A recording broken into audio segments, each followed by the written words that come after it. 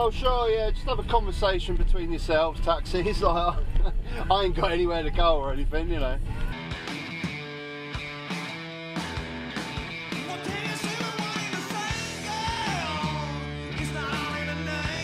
Alrighty folks, so if you guys been watching these Tory MPs trying to defend Boris Johnson's latest session in Parliament, specifically the Jimmy Savile it's just hilarious.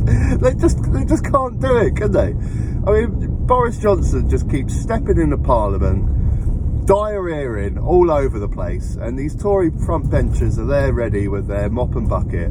They have to. But this Jimmy Savile one is specifically bottom of the barrel stuff. This leader of the opposition, a former Director of Public Prosecutions, Mr. Speaker, he spent most of his time prosecuting journalists and failing to prosecute Jimmy Savile, as far as I can make out, Mr. Speaker. Look at old Moggy getting animated. I haven't seen him this excited since he got to talk about Nanny's homemade marmalade. But you all know what I like. It's Nanny's homemade marmalade on toast. Such a cunt.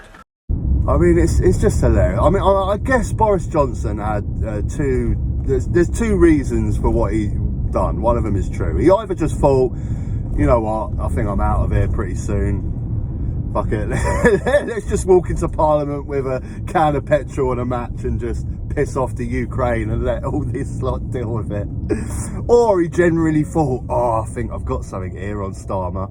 He saw some meme about Jimmy Savile and thought, yeah, I'll have him with this one, which, you know, we all know has been proven to be utter bollocks. He won't stand outside of Parliament either, because he doesn't have parliamentary privilege, where he can be sued for libel. And would it? You think it would meet the threshold for that, given your? Yeah, absolutely. Because wow. It's been evidenced by an inquiry. I will give evidence, as will many others, to show that Keir had absolutely nothing whatsoever to do with the Jimmy Savile case. And then you got this Nadine Dorries, whatever her name is, the most hilarious interview out of the lot. Brilliant. I swear, she must have been drunk for this interview. She must have been. She must have been sitting back there thinking, well, if I'm going to have to come out and defend this bollocks, I ain't doing it sober. One of the things the Prime Minister said today in the House of Commons that was basically untrue, and clearly untrue, was his allegation that Keir Starmer was responsible for not prosecuting Jimmy Savile. How can you have a Prime Minister just repeating fake news like that?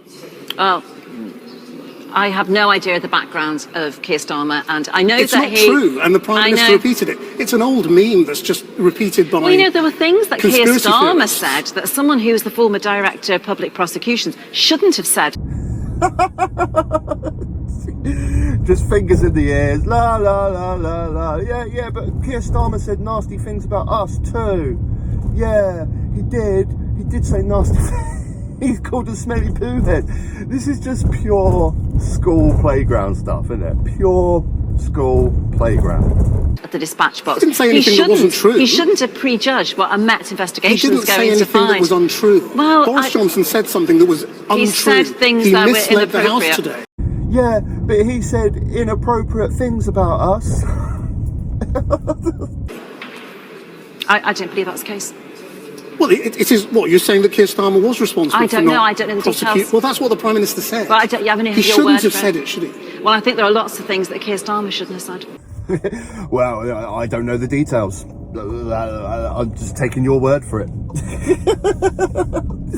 Is anyone else getting this, like, early 2000s comedy show feel about this? Well, I ain't bothered. But he's clearly said things to the House that were not true. Look at my face. Look at my face. I ain't even bothered. Look at my face. Minister. Now, whether they were deliberate lies or not has yet to be established. Look at my face. Look at my face. I ain't even bothered. Look at my face. I mean, she literally might as well in that interview just be going, I ain't bothered. I'm not bothered. I mean, she's literally using the same tactics. It's bloody hilarious. And then the best of the bunch, right at the end, I mean, she had to be hammered to keep a straight face and say this, didn't she? Boris doesn't lie. But he's clearly said things to the House that were not true. The Prime Minister tells the truth. And you got, this is just one of many, but then you got Dominic Raab. he seems to be the worst at it. He always seems to slip up, doesn't he, when trying to defend Boris Johnson. He was on the radio saying, you know, I'm not going to repeat what Boris Johnson said. Well, then you obviously know that it's complete rubbish then, isn't it? This is the cut and thrust of parliamentary debates and exchanges. So an allegation that the former Director of Public Prosecutions, a man knighted for his work, protected a serial sex offender. Well, you're saying is the normal cut and thrust of British politics? No, look, I'm certainly not repeating it. I don't have the facts. Well, why don't you repeat it if the Prime Minister believes it? Why wouldn't you repeat it? Look, I'm not repeating it. One thing I would say, though, Nick... No.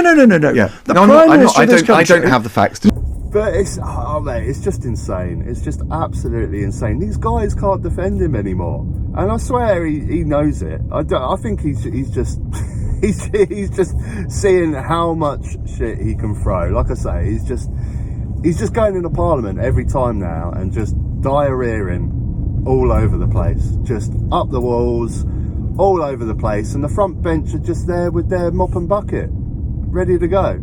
I mean, there's nothing else they can do now. They can't jump ship. They can't start damning the Prime Minister because they stink of shit, don't they? So they ain't going to be put on the front bench of whoever takes over Boris Johnson. They just have to try their best to defend him as much as they can. Just always be there with the mop and bucket, just ready to mop up his shit every single time he comes into Parliament. And it's bloody hilarious. Absolutely hilarious. I said in my previous video he's going to get away with it, and he's going to get away with it in the meantime. I mean, we all know his time is coming, but he's going to get away with it for I don't know how long. It could even be a few months, I think. But this whole thing just demonstrates the whole government policy as a whole. They're still sticking to the same tactics. Whenever they're pointed out on something, it's always just, why have we got so much homelessness in this country? Well, look at Labour. Why is the COVID death so bad? Well, imagine if Labour are in charge. It's still the same policy, the same policy tactics. You know, why is the cost of living going up? Jimmy Savile, look at Jimmy Savile.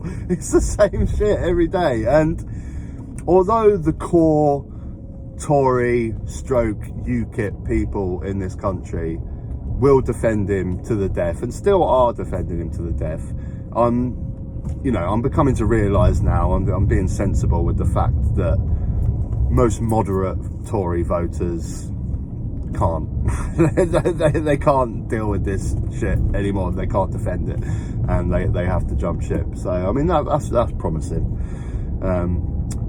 Yeah, what are your thoughts, guys? I mean, I'm finding it hilarious, but at the same time I'm thinking, go on chaps, off you go. Is that Coke bottle really that big that you have to put it over your shoulder? Is it really that heavy? That's crazy.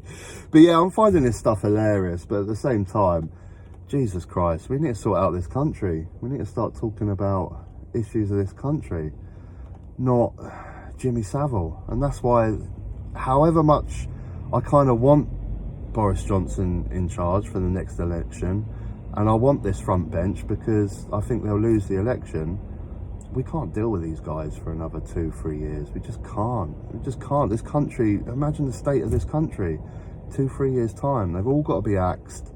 And I know it's going to be more of the same with Rishi Sunak, whoever comes back in, and a new front bench. But can they be as bad as this lot? Can they? I don't think it's possible. I mean, they're still Tories, but I think these guys have got to go. That's the big question. Let me know.